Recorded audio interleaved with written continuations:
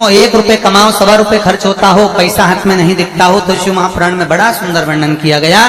से दीप महत्व का, घर में 2 दिए हमेशा रखना चाहिए, घी का दिया हो चाहे तेल का दिया। ज्यादा से ज्यादा दियों को बदलना नहीं चाहिए। जैसे मालूम पड़े आज ये वाला दिया लगा दिया, फिर 15 दिन चला उसको फेंक दिया, दूसरा दिया लगा दिया। शास्त्र कहता है, शिव महापुराण कहती है, जिसके घर में दिया एक लेता है और वही दिए में निरंतर बत्ती लगती रहती है, तो उसके घर में संपदा की वृद्धि होती रहती है। दिया ज्यादा नहीं लगता, संपदा की। बेलपत्री के पेड़ के नीचे सोमवार के दिन किसी ब्राह्मण को यदि या ब्राह्मण के बालक को खीर का भोजन करा दिया जाए, और यदि ये भी नहीं करा सकते तो सोमवार के सोमवार शाम के समय अगर बेलपत्र के पेड़ के नीचे घी का दिया लगाकर आए, 5 सोमवार लगाकर आइए, अपने आप लक्ष्मी में बरकत बनना चालू हो जाती है, संपदा बनना चालू हो जाती है। क्यों? रुद्राक्ष का वृक्ष भगवान शंकर के नयन अश्रु से बना है, और बेलपत्री का वृक्ष माता पार्वती के नयन अश्रु से। इसलिए बेलपत्री के पेड़ के नीचे शाम को दिया लगाने से लक्ष्मी की प्राप्ति होती है। व्यापार नहीं चलता तो लक्ष्मी आती है, कहीं पैसा डूब गया तो लक्ष्मी प्राप्त होती है।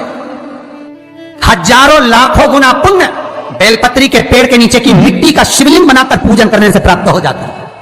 हजारों लाखों गुना पुण्य। जिस लड़का लड़की का विवाह नहीं होता, बेलपत्री के पेड़ के नीचे शिवलिंग का निर्माण कर कर, उसका पूजन कर कर, आराधना कर कर, घी का दिया लगाकर शंकर भगवान के शिवलिंग का विसर्जन शाम के समय करे।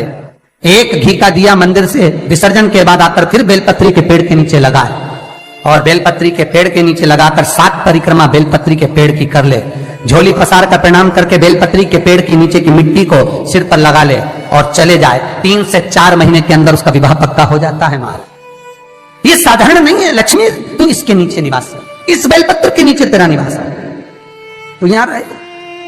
पहले भी कथाओं में करा है, कैसी भी रोग हो, कैसी भी बीमारी हो, बस निवेदन इतना है, अगर ज्यादा बीमारी घेर कर रखी है, 1 लोटा पानी, कलश में जल, थोड़ा दूध, और जो व्यक्ति बीमार है उसका वस्त्र उस लोटे को छूला, एक बेलपत्र उसमें पटक दो, और शंकर भगवान पर, शिवलिंग पर, कोई भी शिवलिंग जो मंदिर में हो, चाहे वो गुप्तेश्वर शिवलिंग हो, कुबेरेश्वर हो, महेश्वर हो, बटकेश्वर हो, पिपलेश्वर हो, नर्मदेश्वर हो, सोमेश्वर हो, नागेश्वर हो, धनेश्वर हो, हरीश्वर हो, कोई भी शिवलिंग जो आपके नजदीक में हो, जो मंदिर आपके पास में है, 1 लोटा पानी ले जाकर जो बीमार है उसके नाम से नाम और गोत्र बोलकर शंकर को समर्पित कर दो। महाराज, मुझे पूर्ण विश्वास है मेरे शिव पर आराम लग जाएगा। लगभग आधा घंटा, 1 घंटा, 2 घंटा।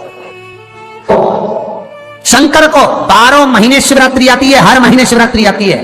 किसी भी महीने की शिवरात्रि को यमुना का जल और गंगा का जल दोनों एक साथ जब चढ़ाते हैं तो मनुष्य की मनोकामना 3 महीने के अंदर पूरी हो जाती है। महाराज, 3 माह। इसलिए आज भी लोग मानसी गंगा के तट पर जो चकलेश्वर महादेव हैं, उनको जल चढ़ाने के लिए यमुना जी का जल कावड़ में भर कर ले जाते हैं। कावड़ कहां लेकर जाते हैं? चकलेश्वर महादेव पर। यमुना मथुरा से जल गोवर्धन लेकर जाते हैं, चकलेश्वर महादेव, चकलेश्वर महादेव यमुना का जल लेकर जाते हैं।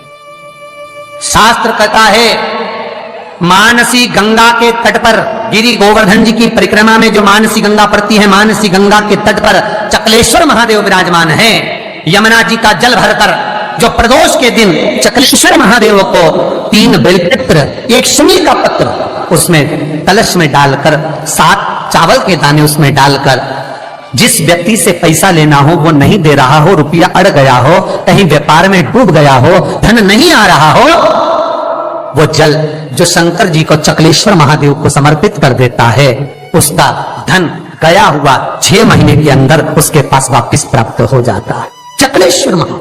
मैं फिर निवेदन करूंगा, जीवन में अगर दुख है, तकलीफ है, कष्ट है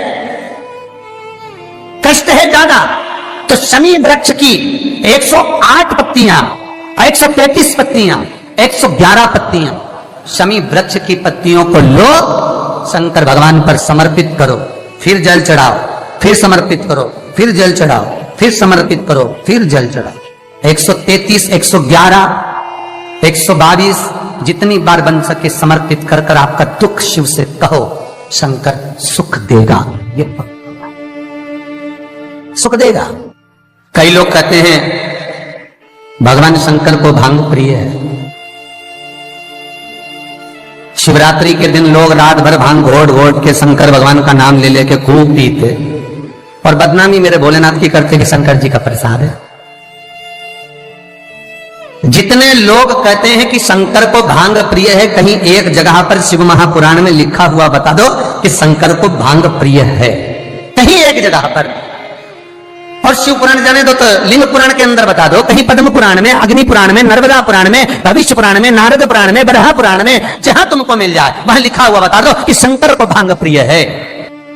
तो फिर क्यों देवता का नाम बदनाम करना? कई लोगों ने शंकर जी के ऐसे ऐसे फोटो बना रखे कि शंकर जी गांजा पी रहे हैं। ओ भैया, पीना तुमको है, नाम उसका बदनाम कर दो।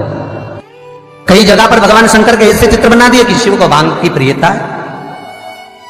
बेलपत्र यदि लक्ष्मी प्रदान कर रहा है, बेलपत्र यदि आपको संपदा प्रदान कर रहा है, तो शमी पत्र आपको वैभव प्रदान कर रहा है।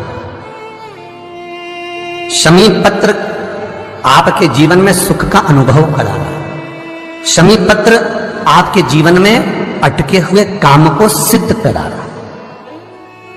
वैभव, कार्य सिद्धि, सुख, ये शमी पत्र प्रदान करता है। इसीलिए बेलपत्र तो केवल भगवान शंकर को चढ़ती है, बेलपत्र गणेश जी को चढ़ती है, देवी को बेलपत्र, और शमी पत्र एक ऐसा पत्र होता है, 33 कोटि देवता शमी पत्र को पाने के लिए, 33 कोटि देवता शमी पत्र के सुख का आनंद पाते हैं। ऐसा 33 कोटि देवता। शमी का पौधा कब भगवान शंकर के शरीर से प्रकट हुआ? बेलपत्री का पौधा तो माता पार्वती के नैन अश्रु से प्रकट हुआ, रुद्राक्ष का पौधा भगवान शंकर के नैन अश्रु से प्रकट हुआ, और शमी का जो पौधा है वो उमा और महेश। जब माता पार्वती का एक अवतार हुआ था, उमा अवतार, जब माता पार्वती उमा अवतार लेकर प्रकटी थी, तब भगवान शंकर महेश्वर बनकर प्रकटे थे। और उमा और महेश्वर का जब मिलन हुआ, और मिलन होने पर दोनों की दृष्टि एक जगह पर पड़ी, पड़ने पर एक पौधा उत्पन्न हुआ, वो शमी का पौधा है महाराज। शिव महापुराण में वर्णन करा स्वयं शंकर से, स्वयं शंकर भी सम्मुख में है। और अगर शिवलिंग की आप आराधना कर रहे हो, भगवान शंकर की अगर आप आराधना कर रहे हो, तो शिवलिंग की महत्वता पूर्णता में होगी महाराज। क्यों? शंकर मिलने आएंगे तो अकेले हैं, और शिवलिंग की आप आराधना कर रहे हो तो ब्रह्मा, विष्णु और महेश, ये तीनों उसी में है। एक शिवलिंग में आपको पहले भी कहा है कि शंकर का शिवलिंग जो होता है, उस शिवलिंग में नीचे का भाग ब्रह्मा है, मध्य का भाग विष्णु है, और ऊपर का भाग शिव है।